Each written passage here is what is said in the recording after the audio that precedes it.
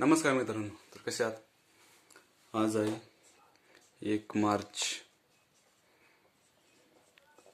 2026. तुम्हाला दिसतंय एवढ्या याच्यात तर सांगा परत. तर आज आपण पाहिलं लॉ आणि मॅथ. लॉ मध्ये आपण आज एक नवीन कंपनी पाहिली, फॉरेन कंपनी, आणि काही एक्झाम्पल पाहिले गव्हर्नमेंट कंपनीचे. ठीक आहे. त्याच्यात अजून एक असोसिएट कंपनीज पाहिली. असोसिएट कंपनी येते काय सेक्शन 26 मध्ये येतं. मग उदाहरणार्थ याचं ए आणि बी ह्या दोन कंपनी.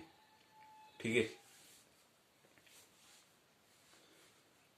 तर आता ह्यामध्ये 100 शेअर आहेत ए कंपनीचे, तर बी यापैकी फक्त 20% शेअर त्याचं हे करते,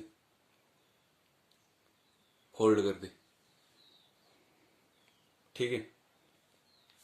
म्हणजे 20%, कमीत कमी 20% आणि जास्तीत जास्त 20%च्या वर जर ही कंपनी जर याच्यामध्ये होल्ड करीत असेल,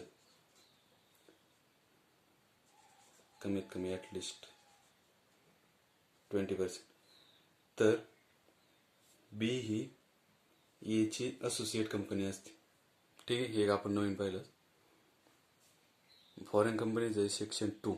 त्याच्यामध्ये सॉरी पण ते आता मला हे रिकॉल आहे. ठीक आहे. I think section 242 I guess. आणि आपण मॅथमध्ये पाहिलंच, तेच मॅथमॅटिक फायनल करणं चॅप्टर मोठं आहे. ठीक आहे. त्याच्यामध्ये फॉर्म्युला आपण पुढच्या लेक्चरमध्ये तुम्हाला पुढच्या सांगता येईल. तुम्हाला भरपूर फॉर्म्युले सांगू. Sorry, chapter 4 simple interest formula, compound interest, annuity, regular annuity, याचे भरपूर फॉर्म्युला पुढच्या वेळेस पाहू. आता परत आपलं उद्याच टार्गेट आहे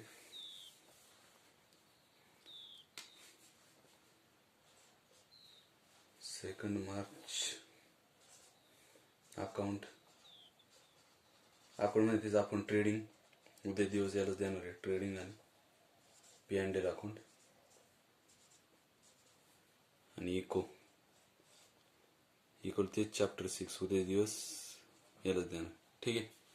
तर बघू आपण उद्या, म्हणजे याच्यातलं उद्याच पाहणार आहोत.